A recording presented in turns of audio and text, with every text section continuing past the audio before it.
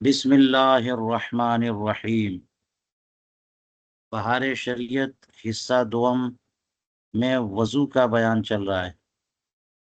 ابھی نواقض وضو کے مسائل جاری ہیں، جن میں 28 مسائل ہم پڑھ چکے۔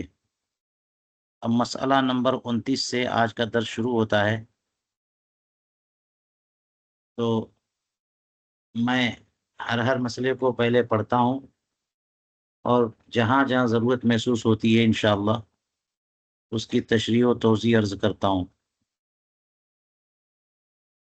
حضور صدر الشریعہ علیہ الرحمۃ والرضوان بہار شریعت کے دوسرے حصے میں نواقض وضو کے تعلق سے بڑی تفصیل بیان فرماتے ہیں۔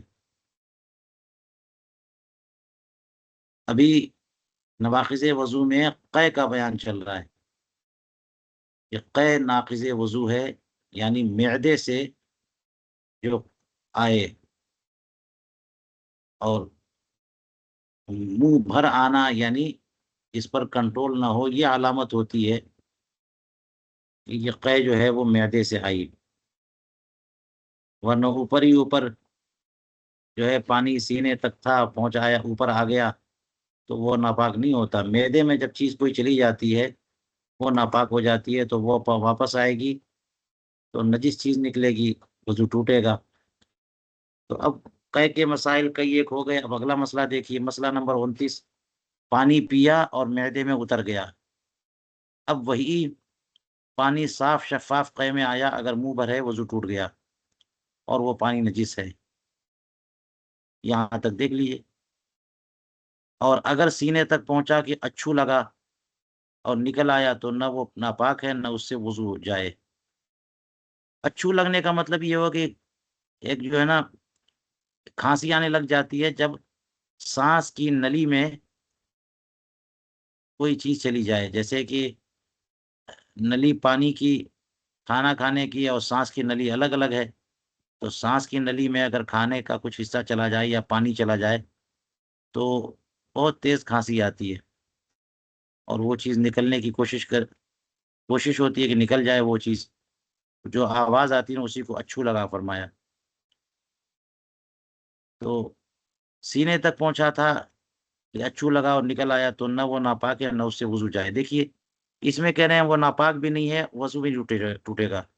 اوپر والے کے بارے میں کہا کہ وضو بھی ٹوٹ گیا، ناپاک بھی ہے، نجس بھی ہے۔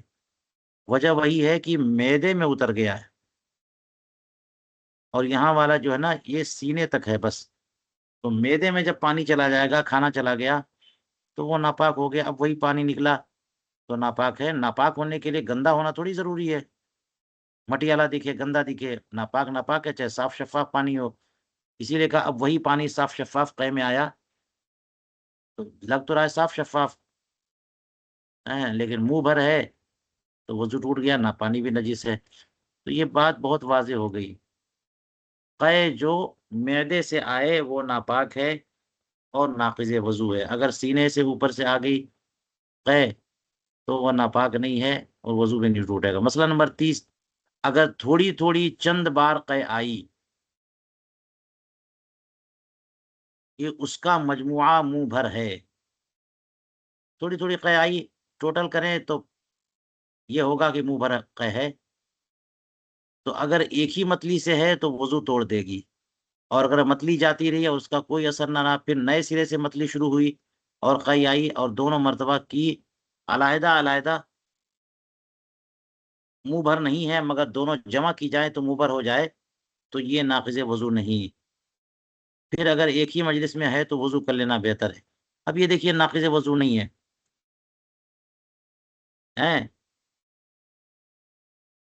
یعنی الگ الگ مجلس میں، جس کو فقہا کہتے ہیں الگ الگ مجلس میں قے ہوئی، مگر ہر بار منہ بھر نہیں ہے، لیکن سب کو ملائیں تو منہ بھر ہے، تو اس لیے وہ ناقض وضو تو نہیں ہے۔ یہاں فرمایا کہ متلی الگ الگ ہے،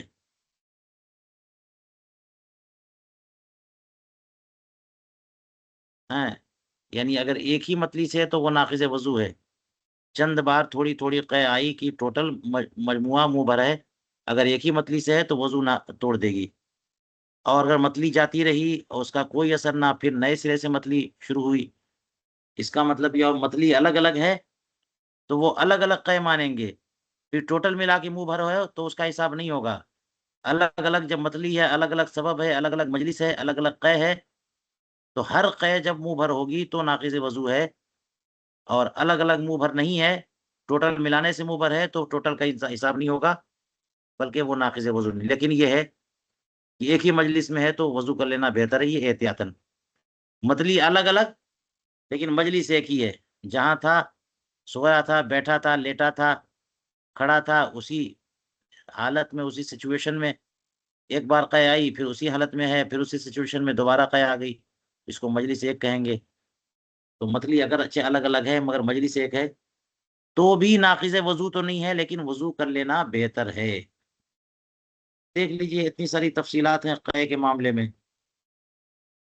مسئلہ نمبر 31 دیکھیے، قے میں صرف کیڑے یا سانپ نکلے وضو نہ جائے گا۔ اصل میں کیڑا خود جو ہے ناپاک تو نہیں ہے، سانپ خود تو ناپاک نہیں ہے، اس کے بدن پہ کوئی ناپاک چیز لگی ہوگی تو ناپاک ہے، ورنہ خود کیڑا جو ہے وہ جاندار، یہ ناپاک نہیں ہے۔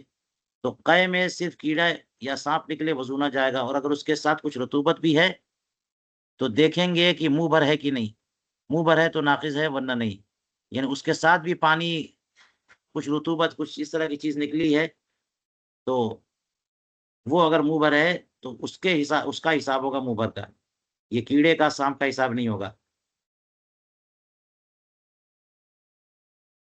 اور منہ بھر ہے تو اس کا مطلب یہ ہوا کہ معدے سے ہے۔ تو یہ قے کا بیان مکمل ہوا، کس کس صورت میں قے ناقض وضو ہے، کس صورت میں نہیں ہے، یہ تفصیلی بیان یہاں مکمل ہو گیا۔ اب آئیے نیند ناقض وضو ہے، یہ مسئلہ شروع کر رہے ہیں، اس میں بھی بڑی تفصیلات ہیں۔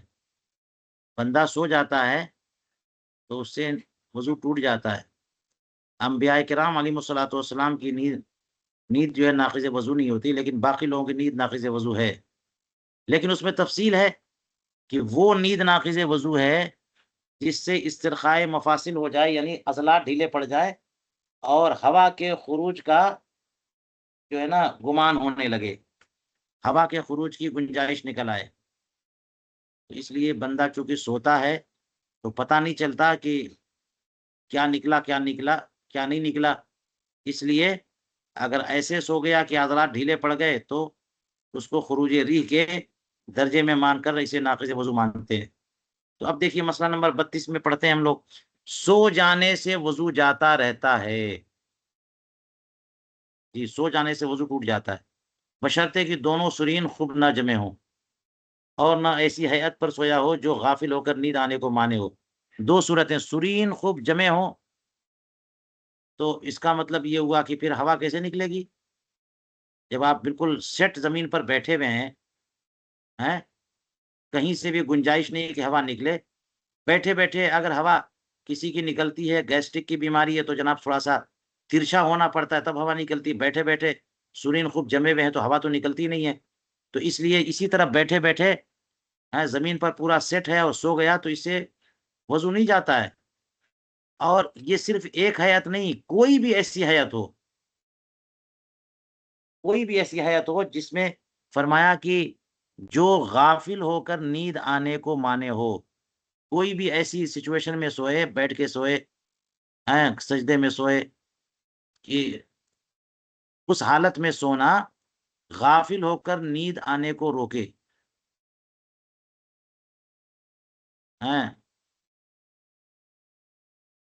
تو ایسی صورت میں جو ہے وہ یہ والی صورت جو ہوگی نا اس میں وضو نہیں ٹوٹے گا، غافل ہو کر، اسی لیے کہا بشرطے کی دونوں سرین خوب جمے نہ ہو اور نہ ایسی ہیئت پر سویا ہو جو غافل ہو کر نیند آنے کو مانے ہو۔ نہ دونوں طرف ہے، یہ نہ اور نہ، یعنی نہ تو پورا زمین پہ جمع ہوا ہے، اس کا مطلب اگر زمین پہ جمع ہے تو اور اس طرح سو گیا تو وضو نہیں ٹوٹے گا، اور اگر نہ پھر آیا کہ ایسی، اس کا مطلب ایسی ہیئت پر سو گیا کہ جس جو ہیئت غافل کر دے، نہیں غافل ہو کر نیند آنے کو مانے ہو، ایسی ہیئت پر سو گیا تو بھی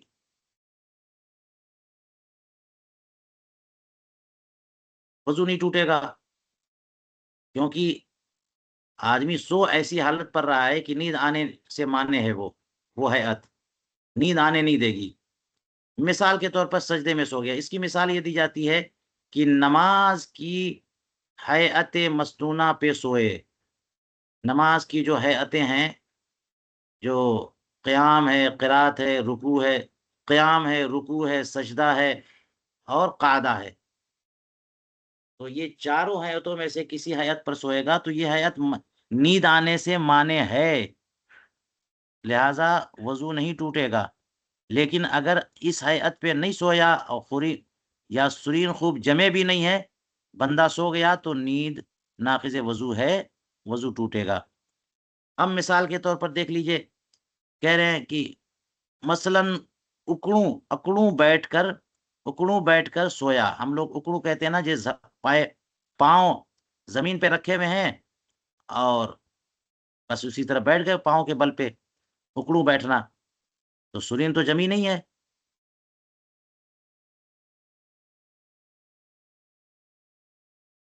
نیچے دیکھیے گا، یہ صورتیں کس کی بتا رہے ہیں؟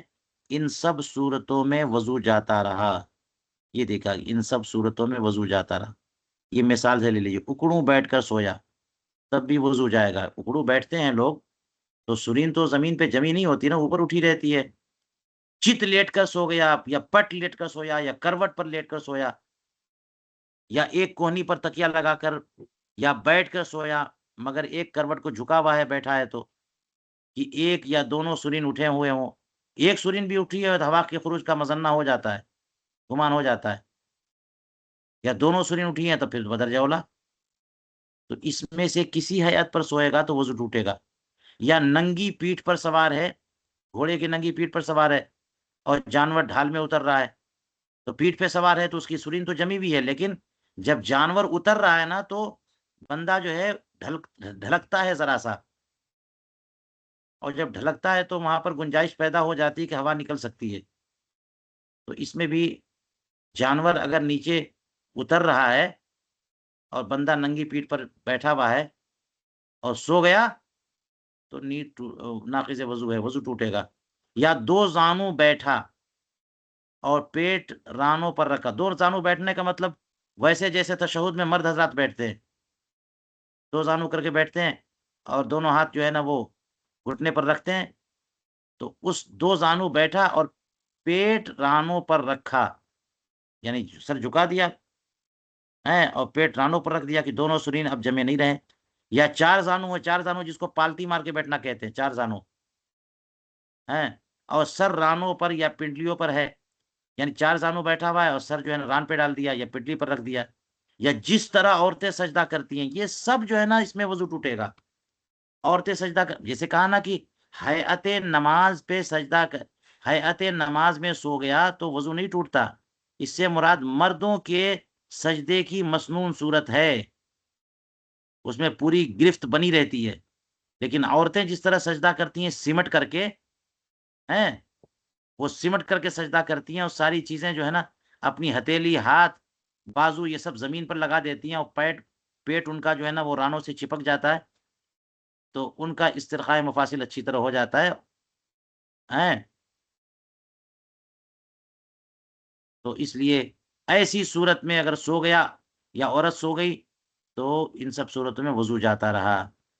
اور اگر نماز میں ان صورتوں میں سے کسی صورت پہ قصدن سویا تو وضو بھی گیا، نماز بھی گئی۔ ہے تو نماز میں، لیکن صورتحال ایسی ہو گئی کہ سرین اٹھا دیا، جیسے دو زانو بیٹھا اور سر جو ہے نا ران پر رکھ دیا تو سرین تو اٹھ گئی اور سو گیا اسی طرح۔ یا عورتوں کی طرح سجدہ کرنے میں جو ہے نا وہ کوئی مرد اسی طرح سجدہ کر رہا ہے یا عورتیں سجدہ کر رہی ہیں، اسی میں سو گئی، ان کا روزہ، ان کا وضو ٹوٹے گا۔ تو یہ بھی کہتے ہیں کہ اگر نماز میں ان صورتوں میں سے کسی صورت پر قصدن سویا، ارادتن، تو وضو بھی گیا، نماز بھی گئی۔ جب ارادتن سویا تو نیند تو ناقض وضو ہے، نیند ناقض وضو ہے تو وضو چلا گیا، اور چونکہ ارادتن ایسا کیا ہے اس نے تو اس لیے نماز بھی جائے گی، لہٰذا جو باتیں آپ نے بنا کے بارے میں پڑھی ہوئی ہے نا، وہ اس وقت ہے جبکہ بندہ ارادتاً نہ کرے، جیسے نکسیر پھوٹ گئی، خون ناک سے نکلنے لگ گیا، تو اب اجازت ہوتی ہے، وضو تو ٹوٹ گیا تو اجازت ہوتی ہے جائیے وضو کریے اور آئیے، اور جہاں چھوڑا ہے آپ نے وہیں سے بنا کریے، نماز نہیں ٹوٹے گی آپ کی۔ لیکن قصدن کوئی ایسا کرے گا تو یہ تو ناقض وضو جو ہے، قصدن کرنا ہوا تو اس سے نماز بھی جائے گی۔ وہی کہنے ہیں وضو بھی گیا نماز بھی گئی۔ وضو کر کے سرے سے نیت باندھے، ایسا نہیں ہے کہ وضو کر کے وہیں سے بنا کر سکتا ہے، شروع سے پڑھنا پڑے گا۔ اور بلا قصد سویا، یہ دیکھیے یہاں تھا قصدن سویا تو نماز بھی گئی وضو بھی گیا، اور بلا قصد سویا تو وضو جاتا رہا نماز نہیں گئی۔ جی، وضو کر کے، اور جب نماز نہیں گئی تو بنا کر سکتا۔ بنا اسی کو کہتے ہیں کہ جس حالت پہ وہ ناقض وضو پایا گیا، نیند پائی گئی، وہاں وضو ٹوٹا ہے تو جائے وضو کرے، وضو کر کے آئے وہیں سے آگے بڑھا دے جہاں چھوڑا تھا اس نے۔ تو وہی کرے، وضو کر کے جس رکن میں سویا تھا وہاں سے ادا کرے، اور السرینو پڑھنا بہتر ہے۔ اس کا مطلب وہیں سے ادا کرے، بنا کر سکتے، اسی کو بنا کہتے ہیں کہ جہاں چھوڑا وہیں سے شروع کر دیا آگے۔ اور اس حالت میں بھی کہتے ہیں کہ السرینو پڑھنا بہتر ہے۔ مسئلہ نمبر 34، سونے کے مسائل۔ اب یہ دیکھیے گا کہ 32 نمبر میں بتایا تھا کہ کون سی نیند ناقض وضو ہے، کون سی نیند ناقض وضو ہے، اور 33 نمبر میں فرمائیں گے کہ کون سی نیند ناقض وضو نہیں ہے۔ سو گیا بندہ پھر بھی وضو نہیں ٹوٹے گا۔ یہ دیکھیے فرمایا کہ مسئلہ نمبر 33، دونوں سرین زمین یا کرسی یا بینچ پر ہیں، یعنی جمے ہوئے ہیں۔ زمین پر بیٹھا ہے تو زمین پہ سیٹ ہے، کرسی یا بینچ پہ ہے تو اس پہ سیٹ ہے، اور دونوں پاؤں ایک طرف پھیلے ہوئے، یا دونوں سرین پر بیٹھا ہے اور گھٹنے، یعنی سرین زمین پہ رکھا پاؤں پھیلا دیا، یا دونوں سرین پر بیٹھا ہے اور گھٹنے کھڑے ہوئے ہیں، زمین پہ بیٹھا ہوا ہے، قائل قلب کہتے ہیں، جیسے کتے بیٹھتے ہیں، سرین کو زمین پر بیٹھا ہوا ہے، گھٹنے کھڑے کر دیے، اس میں بھی وضو نہیں جائے گا کیونکہ سرین تو جمی ہوئی ہے۔ اور ہاتھ پنڈلیوں پر محیط ہو، خاص زمین پر ہو، ہاتھ جو ہے پاؤں کو کھڑا کر دیا اور ہاتھ پنڈلیوں کو کے گرد لے جا کر کے پنڈلیوں کو باندھ لیا، یا ہاتھ زمین پہ رکھا ہے، ان سب صورتوں میں وضو نہیں جائے گا کیونکہ سرین جمی ہوئی ہے زمین پہ۔ دو زانو سیدھا بیٹھا ہو، یا چار زانو پالتی مارے، یا زین پر سوار ہو، یا ننگی پیٹھ پر سوار ہے، ان سب صورتوں میں وضو نہیں جائے گا۔ دو زانو سیدھا بیٹھا ہے، سیدھا جب بیٹھے گا دو زانو جیسے تشہد میں بیٹھتے ہیں تو سرین زمین پہ سیٹ ہوتی ہے یا پاؤں پہ سیٹ ہوتی ہے، اور حیات نماز پہ سونا، مسنون حیات نماز پہ سونا تو ویسے بھی ناقض وضو نہیں ہے، اس لیے کہا ہے ان سب صورتوں میں، یہاں پہ نیچے کہا وضو نہیں ٹوٹے گا، ان سب صورتوں میں وضو نہیں جائے گا۔ یہ بھی صورت، دو زانو سیدھا بیٹھا ہو یا چار زانو پالتی مار کے، جیسے پالتی مار کے بیٹھتے ہیں تو اس طرح بیٹھا تھا، لیکن یعنی زمین پہ سرین جمی بھی تھی، وضو نہیں ٹوٹے گا۔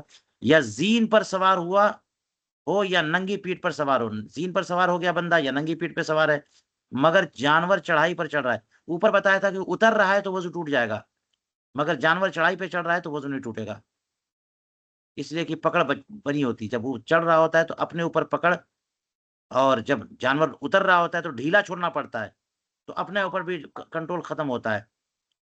تو جانور جب چڑھائی پر چڑھ رہا ہو یا راستہ ہموار ہے یا کھڑے کھڑے سو گیا،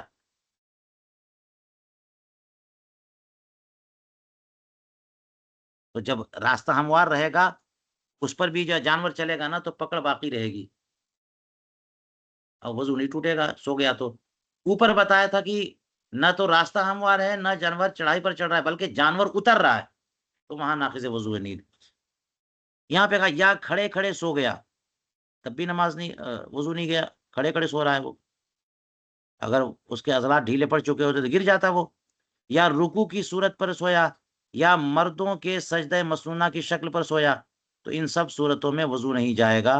اور نماز میں اگر یہ صورتیں پیش آئی تو نہ وضو جائے نہ نماز، نماز پڑھتے پڑھتے سجدے میں گیا سو گیا تو وضو بھی نہیں گئی، وضو بھی نہیں گیا، نماز بھی ہو گئی۔ ہاں اگر پورا رکن سوتے ہی میں ادا کیا تو اس کا اعادہ ضروری ہے، الگ مسئلہ ہو گیا، وضو تو نہیں گیا لیکن نماز کا مسئلہ ہو جائے گا کہ اگر پورا رکن جیسے جو ہے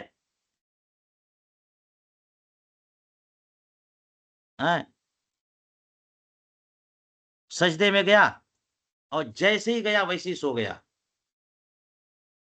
اور پورے رکن میں سویا ہی رہا، تو اب اس کے لیے نا اس سجدے کا اعادہ ضروری ہے، کیونکہ ہوش و حواس میں تو سجدہ کیا نہیں اس نے، اور اگر جاگتے میں شروع کیا پھر سو گیا، تو اگر جاگتے میں بقدر کفایت ادا کر چکا ہے تو وہی کافی ہے، ورنہ پورا کر لے۔ جیسے سجدے میں گیا تھا، 3 تسبیح کی مقدار جو ہے نا وہ جاگا رہا، سجدہ ہو گیا، اتنے میں 3 تسبیح کی مقدار کے بعد سو گیا، اور جہاں 15 منٹ سویا رہا تو نماز ادا ہو گئی، آگے کی رکعتیں پڑھ لے، اس سجدے کا اعادہ ضروری نہیں، وہی کہ بقدر کفایت اگر ادا کر چکا ہے تو وہی کافی ہے، ورنہ پورا کرے، پورا کر لے۔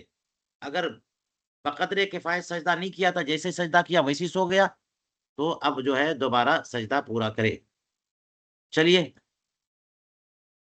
مسئلہ نمبر 34، اگر اس شکل پر سویا جس میں وضو نہیں جاتا، اس شکل پہ سویا جس میں وضو نہیں جاتا،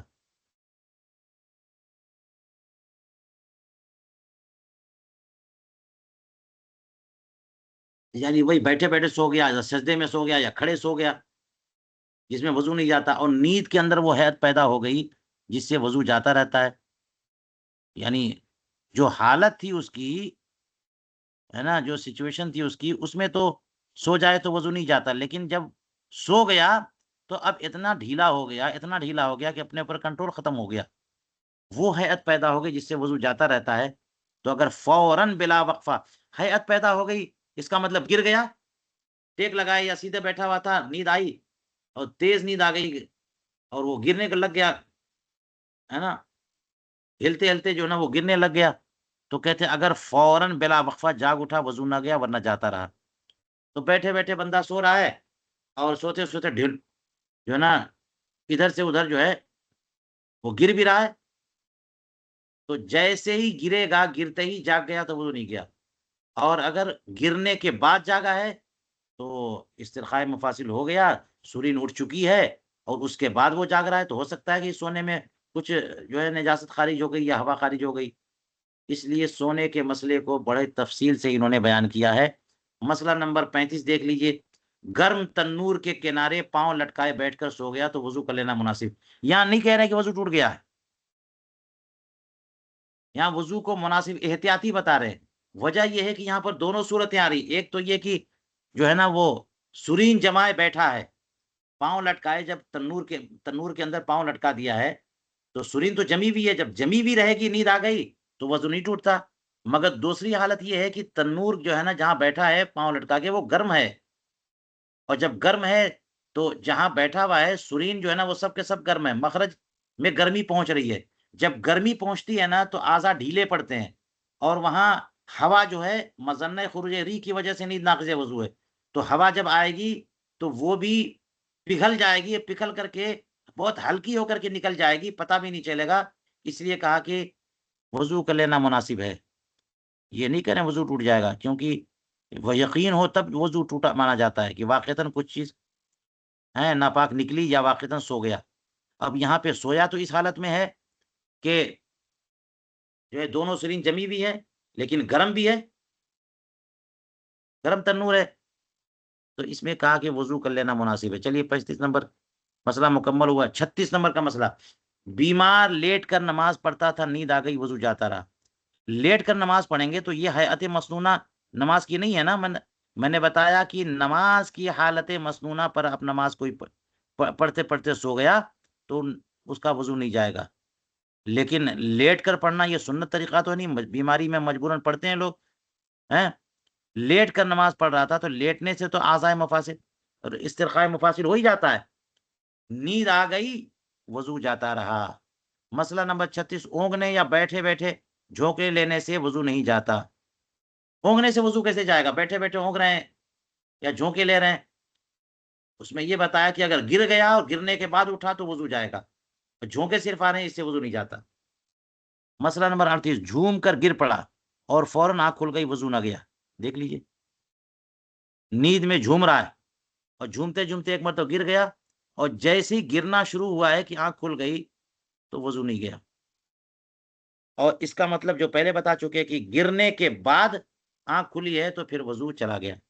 مسئلہ نمبر 39، نماز وغیرہ کے انتظار میں بعض مرتبہ نیند کا غلبہ ہوتا ہے، بیٹھے بیٹھے پہلے پہنچ گئے تھے، بیٹھے بیٹھے انتظار کر رہے ہیں، تو نیند آنے لگ جاتی ہے، اور یہ دفع کرنا چاہتا ہے یعنی نیند کو، کیونکہ اس کو مزید پڑھنا ہے، تو بعض وقت ایسا غافل ہو جاتا ہے کہ اس وقت جو باتیں ہوئی ان کی اسے بالکل خبر نہیں۔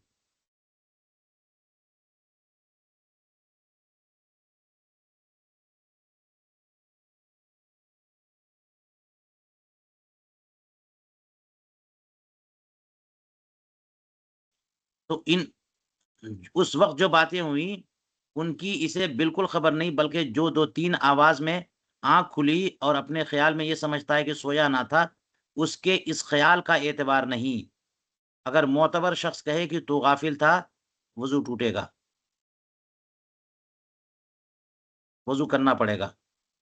کوئی معتبر شخص بتا دے کہ تو غافل تھا، سو گیا تھا، پکارا جواب نہ دیا تو نے، یا باتیں پوچھی جائے اور تو نے بتایا نہیں، تو اس پر وضو لازم ہے۔ اس کا مطلب یہ کہ نیند اس کی اتنی زبردست ہو گئی تھی کہ اس کو کچھ سمجھ نہیں ہے، کچھ یاد نہیں ہے۔ ظاہر ہے گاڑی نیند ہوگی تو اس میں وہی حالت پیدا ہو جائے گی، اس میں وضو ٹوٹے گا تو وضو کرنا لازم ہوگا۔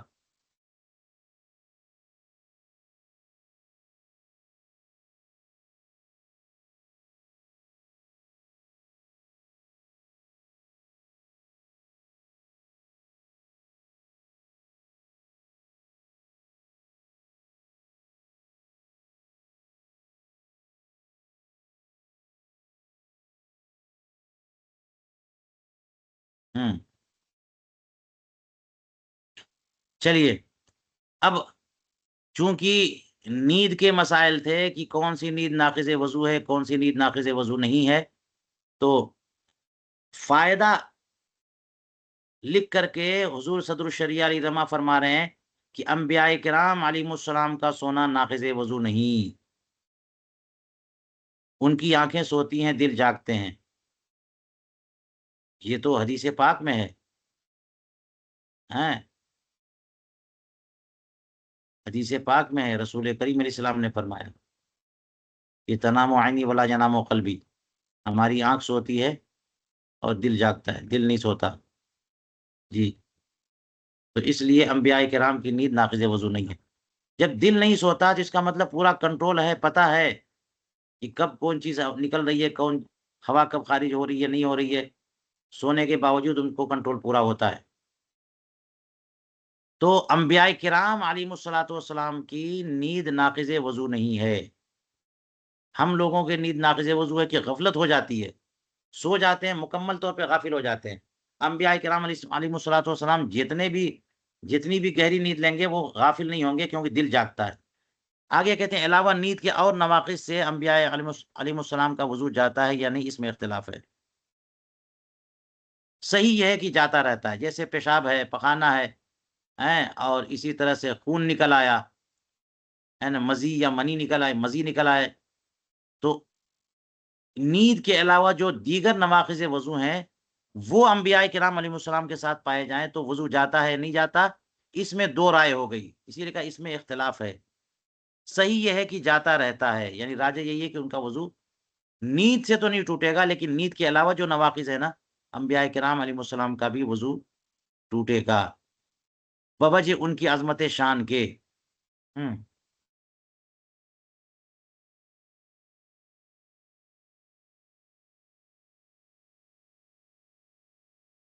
یعنی یہ جو ہے نا نجاست کا معاملہ، جو ہے نا نجاست کا خروج جو ہوتا ہے جس سے عام لوگوں کا وضو ٹوٹ جاتا ہے، تو ان سے انبیاء کرام علیہ السلام کا بھی وضو ٹوٹ جاتا ہے۔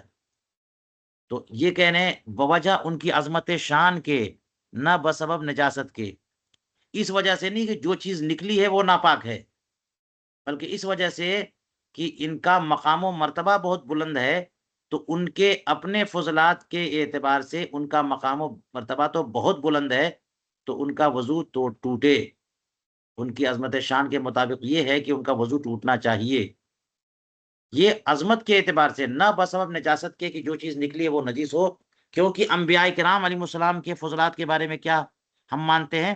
لکھا یہاں پہ کہ ان کے فضلات شریفہ طیب و طاہر ہیں، جن کا کھانا پینا ہمیں حلال اور باعث برکت۔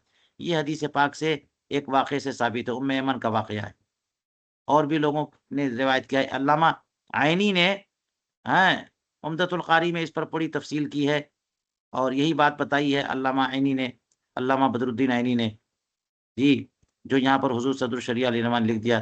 تو حضور صدر الشریعہ علیہ الرحمٰ نے ہمارے علماء محققین محدثین فقہا کے جامع اور محقق مسئلے کو یہاں پر لکھ دیا.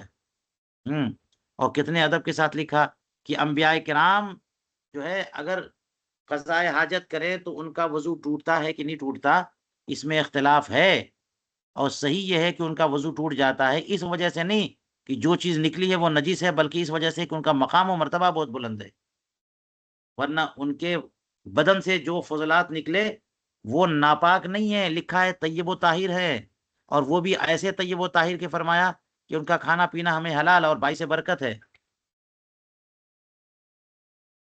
مسئلہ نمبر 24، مسئلہ نمبر 40، بے ہوشی اور جنون اور غشی اور اتنا نشہ کے چلنے میں پاؤں لڑکھائیں ناقض وضو ہے.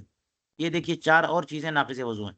جب نیند ناقض وضو ہے نا، گہری نیند جس کی تفصیل گزری، تو بے ہوشی جنون غشی یہ تو اس سے بڑھ کے ہیں نا. ہاں، تو اس لیے اس سے بدرجہ اولا نیند ٹوٹے، وضو ٹوٹے گا. بے ہوش ہو گیا بندہ، وضو ٹوٹے گا. جنون پاگل ہو گیا، اور غشی بے ہوشی، ایک غشی بھی آ جاتی ہے، اور نشہ ہو جائے، ایسا نشہ، ہاں، گہرا نشہ کہ چلنے میں پاؤں لڑکھڑانے لگیں، تو یہ سب چیزیں ناقض وضو ہیں. مسئلہ نمبر 41، بالغ کا قہقہا، یہ بھی ناقض وضو ہے. بالغ شخص جو ہے وہ نماز پڑھ رہا ہے اور نماز میں قہقہا لگا دیا، یعنی بلند آواز سے ہنسنا کہ دوسرے لوگ سنیں، یہ قہقہا ہوتا ہے، اس سے وضو ٹوٹ جاتا ہے. یعنی اتنی آواز سے ہنسی کہ آس پاس والے سنیں، اگر جاگتے میں رکوع سجدے والی نماز میں ہو، وضو ٹوٹ جائے گا اور نماز فاسد ہو جائے گی. قہقہا سے نماز بھی جاتی ہے، وضو بھی جاتا ہے. ہاں، نماز بھی گئی اور وضو بھی گیا. اور قہقہا کی لمٹ یہی ہے کہ آپ اس طرح سے نماز میں ہنس دو کہ اگل بغل والوں تک آواز پہنچ جائے اور وہ لوگ سن لیں، تو یہ کلام کے درجے میں، اور کلام سے نماز ٹوٹ جاتی ہے. اور قہقہا جو ہے نا، یہ ایک جرم ہے، تو اس سے وضو بھی ٹوٹ جاتا ہے. لیکن اس میں یہ ہے کہ رکوع سجدے والی نماز ہو. دیکھیے، رکوع سجدے والی نماز، کیا مطلب رکوع سجدے والی نماز؟ نماز جنازہ سے احتراز مقصود ہے. نماز جنازہ ہے کیا رکوع سجدے والی نماز؟ اس میں رکوع سجدہ نہیں ہوتا. یا جو ہے اور کوئی نماز جیسے جو ہے آگے بتایا کہ سجدے تلاوت میں صرف سجدہ ہے، رکوع نہیں ہے. تو اس لیے رکوع سجدے والی نماز میں اگر کوئی بالغ شخص قہقہا لگاتے اس کا وضو بھی گیا اور نماز بھی گئی. تو حدیث پاک میں چونکہ یہ بات ثابت ہے کہ بعض صحابہ کو ایسی ہنسی آ گئی تھی، تو رسول کریم علیہ السلام نے فرمایا کہ وضو بھی کرو اور نماز بھی دوبارہ پڑھو. تو چونکہ یہ جو ہے نا، قہقہا سے نماز ٹوٹنا تو معقول ہے، قہقہا سے وضو ٹوٹنا یہ بات سمجھ میں نہیں آ رہی. کیونکہ وضو ٹوٹتا ہے اس چیز سے جس میں کوئی نجاست خارج ہو، پیشاب ہے، دیگر غلاظت ہے، یا ہوا خارج ہوئی، یا قے آئی، یعنی کوئی نہ کوئی ناپاک چیز، پیچھے سے ہوا خارج ہوئی تو ناپاک جگہ سے نکلی. تو اگر بندہ بلند آواز سے ہنسنے لگ گیا، قہقہا لگائے، اس میں کیا چیز نکل گیا؟ اس میں کوئی ایسی چیز نہیں نکلی ناپاک ہو جو، لہذا کیسے کہہ سکتے کہ قہقہا سے وضو ٹوٹے گا؟ مگر چونکہ حدیث پاک میں ہے، تو ایسی صورت میں حدیث پاک میں کوئی ایسی بات ہو جو عقل میں نہ آئے کہ ایسا کیوں ہے، تو اس کو اسی حد تک محدود رکھا جاتا ہے جس سچویشن کے بارے میں وہ حدیث پاک آئی ہے. وہ نماز تھی تو نماز ٹوٹے گی، سجدے نماز جنازہ نہیں تھی تو نماز جنازہ میں کسی کو قہقہا لگ جائے تو اس کا وضو نہیں ٹوٹے گا. بات ہو گئی.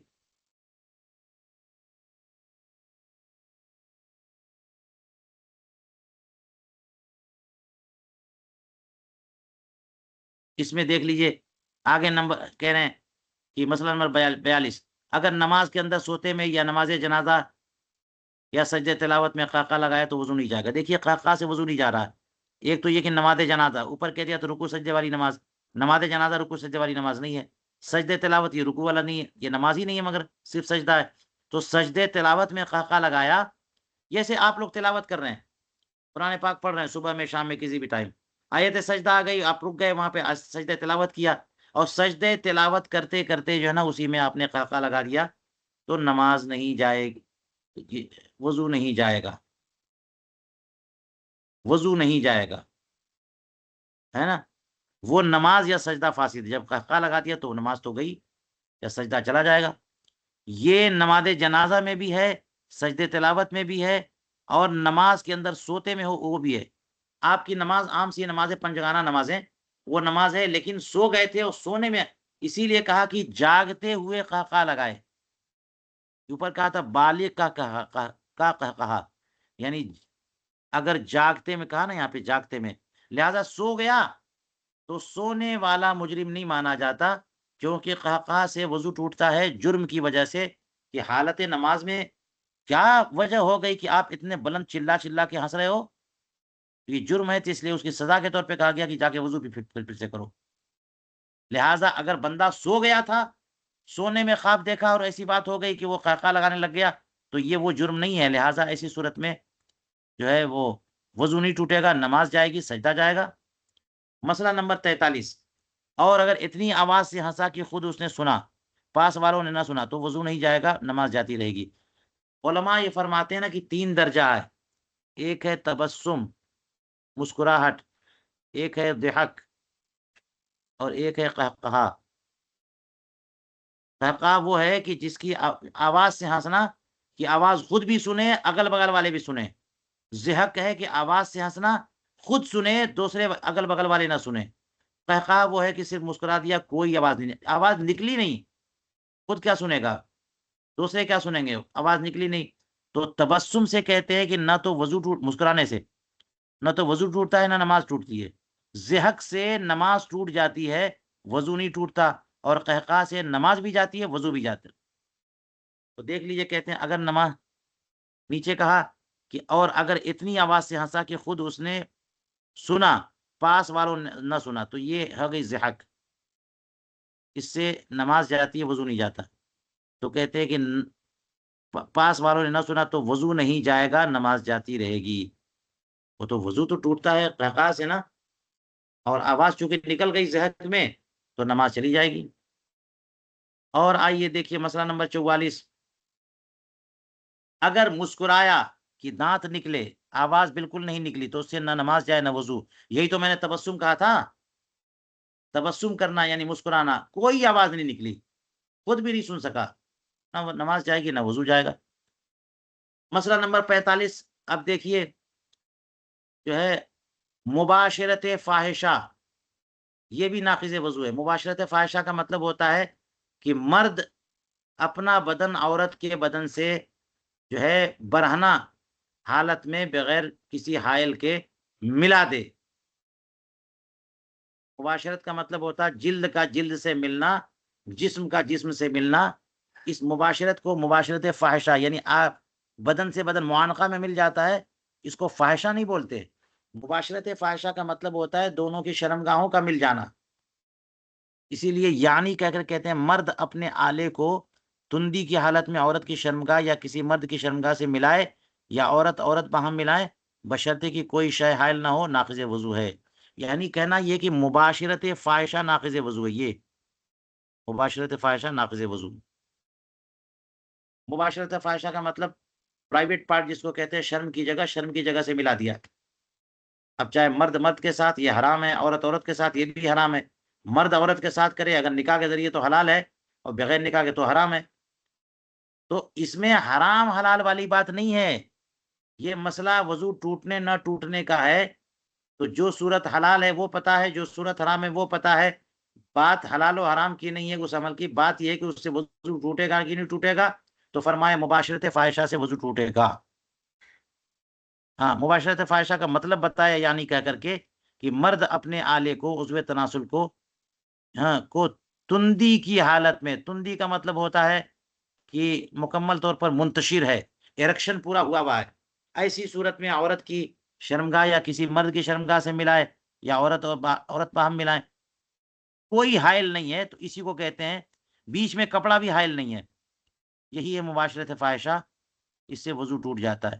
اس سے آگے کا مرحلہ جو ہے نا دخول یعنی وطی کا ہوتا ہے، اس سے تو غسل ہی ٹوٹ جاتا ہے، اسے بندہ جنبی ہو جاتا ہے. لیکن اسی حد تک اگر معاملہ ہے تو یہ جو ہے ناقض وضو ہے. اصل میں اس میں یہ ہوتا ہے کہ یہ شہوت ہی سے ہوگا، اور شہوت سے مزی نکلتی ہے، مزی ناقض وضو ہے. مزی جو ہے تو مباشرت فاحشہ ہو رہی ہے، اعلیٰ تند و تیز ہے، اور شہوت جوش پر ہے، اور بدن سے بدن کو ملا بھی دیا. اب کیسے ہوگا کہ جناب کم سے کم مزی نہ نکلے؟ اس لیے کہتے ہیں مباشرت فاحشہ کو ہی قائم مقام مان لیں گے ہم لوگ کہ مزی کا خروج ضرور ہوا ہوگا، اور مزی کے خروج سے وضو ٹوٹتا ہے. مسئلہ نمبر 46، اگر مرد نے اپنے آلہ سے عورت کی شرمگاہ کو مس کیا اور انتشار آلہ نہ تھا، عورت کا وضو اس وقت میں بھی جاتا رہے گا اگرچہ مرد کا وضو نہ جائے گا.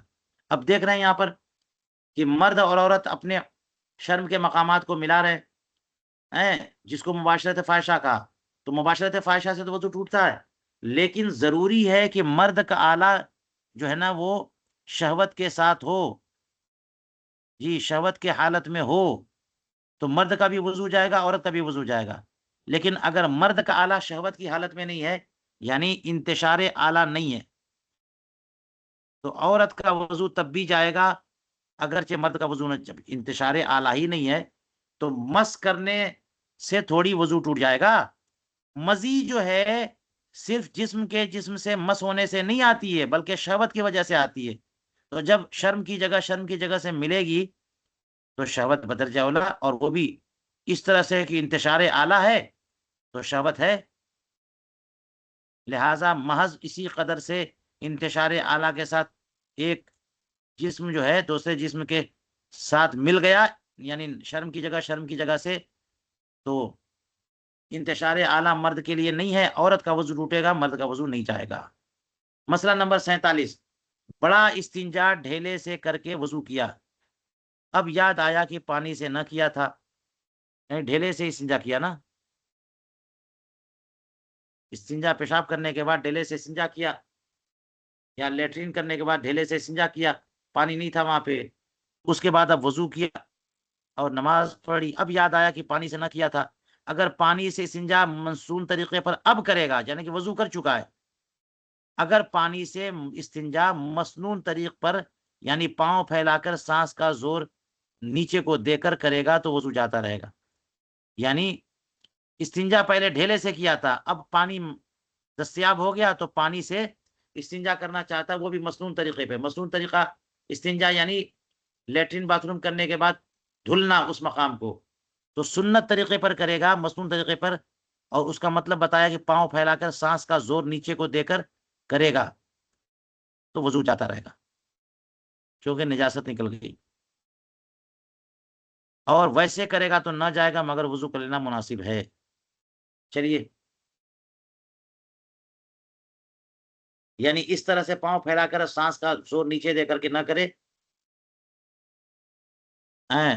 تو وضو تو نہیں ٹوٹے گا. یہ اور بات ہے کہ وضو کرنا مناسب ہے. آئیے مسئلہ نمبر 48، پھڑیا بالکل اچھی ہو گئی، اس کا مردہ پوسٹ باقی ہے. پوسٹ کہتے ہیں چمڑے کو، جب پھڑیا یا آبلہ، ہمارے یہاں پھکچا بھی بولتے ہیں، آبلہ پڑ جاتا ہے. پھڑیا بالکل اچھی ہو گئی، اس کا مردہ پوسٹ یعنی اوپر کی کھال جو ہے نا مر گئی ہے، وہ ابھی باقی ہے، جس میں اوپر منہ اور اندر خلا ہے. یعنی اس پوسٹ میں بھی اوپر منہ ہے اور اندر جگہ بچی ہوئی ہے.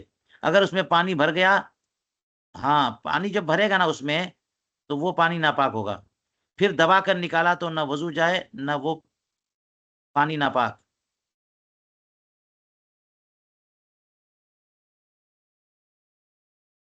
ہاں ایک بات رہ گئی، دیکھیے یہاں پہ لکھا ہے کہ پھڑیا بالکل اچھی ہو گئی ہے، آبلہ ہے نہیں. آبلہ تھا تو اس کا پانی نکلتا ہے تو پانی ناپاک ہوتا ہے، وضو ٹوٹ جاتا ہے. لیکن یہاں پہ کہنے کی پھڑیا بالکل اچھی ہو گئی، اوپر کا مردہ پوسٹ یعنی چمڑا جو ہے نا باقی ہے، اور اوپر منہ، جس میں اوپر منہ اور اندر خلا ہے، اگر اس میں پانی بھر جائے گا تو یہ پانی چونکہ پھڑیا بالکل صحیح ہو گئی ہے، اب وہ زخم ہے ہی نہیں ہے، تو جو پانی بھرا ہے وہ کیوں ناپاک ہوگا؟ وہی کہہ رہے ہیں پھر دبا کر اس پانی کو نکالا تو نہ وضو جائے گا نہ وہ پانی ناپاک. ہاں اگر اس کے اندر کچھ طری خون وغیرہ کی باقی ہے ابھی پوسٹ چھیل کا ہٹایا تو دیکھا کہ تری خون کی یہ گندگی ہے، تو ایسی صورت میں وہ پانی نکلا خون کے ساتھ تو وضو بھی جاتا رہے گا اور وہ پانی بھی نجیس ہے۔ جی، مسئلہ نمبر 49، عوام میں جو مشہور ہے کہ گھٹنا یا اور سطر کھلنے پر، گھٹنا یا سطر کھلنے یا اپنا یا پرایا سطر دیکھنے سے وضو جاتا رہتا ہے، یہ غلط بات ہے۔ سطر یعنی بے سطری سے وضو نہیں جاتا، وضو جاتا ہے نجاست کے خروج سے، بدن سے کوئی نجاست نکلے تو وضو جاتا ہے، یہ نہیں کہ جو ہے بے سطری ہو جائے تو وضو ٹوٹ جائے، گھٹنا کھل جائے تو وضو ٹوٹ جائے، یا پھر یہ کہ کسی کے سطر پہ نظر پڑ جائے تو وضو ٹوٹ جائے، ایسا کچھ نہیں ہے، محض بے اصل ہے۔ عوام جو مشہور ہے یہ محض بے اصل ہے، بے اصل بات ہے۔ ہاں، وضو کے آداب سے ہے کہ ناف سے زانو کے نیچے تک سب سطر چھپا ہو، یہ وضو کے آداب سے، وضو کرے تو جو ہے نا عورت کے مقامات سب کے سب چھپے ہونے چاہیے، بلکہ استنجے کے بعد فوراً ہی چھپا لینا چاہیے، نہ یہ کہ استنجا کرنے کے بعد اسی حالت میں ٹہل رہے ہیں۔ تو اس لیے سطر پوشی ضروری ہے، استنجے کے بعد فوراً ہی چھپا لینا چاہیے کہ بغیر ضرورت سطر کھلا رہنا منع ہے، اور دوسروں کے سامنے سطر کھولنا حرام ہے۔ تو بلا ضرورت، کوئی ضرورت نہیں ہے اور بے سطری کیے ہوئے ہیں۔ اب جیسے غسل خانے میں نہانا ہے، غسل جنابت ہے، تو ضرورت ہے ساری چیزیں کپڑے ہٹا کر کے آدمی برہنہ نہائے، تو وہاں تو ضرورت ہے کہ صفائی اس میں زیادہ ہے، لیکن وہاں کوئی نہ ہو تو کوئی اگر کہیں پر موجود ہے اور ان کے سامنے سطر کھولے گا تو یہ حرام ہے۔ تو یہ حرام بھی ہے، ممنوع بھی ہے، اس کا اثر بھی پڑتا ہے، مگر یہاں پر یہ مسئلہ بتا دیا انہوں نے کہ اس کا مطلب یہ نہیں ہے کہ اس سے وضو ٹوٹ جائے گا، خراب بات اگرچہ ہے۔ واللہ تعالی عالم بالصواب۔ چلیے آج درس یہیں روکتے ہیں۔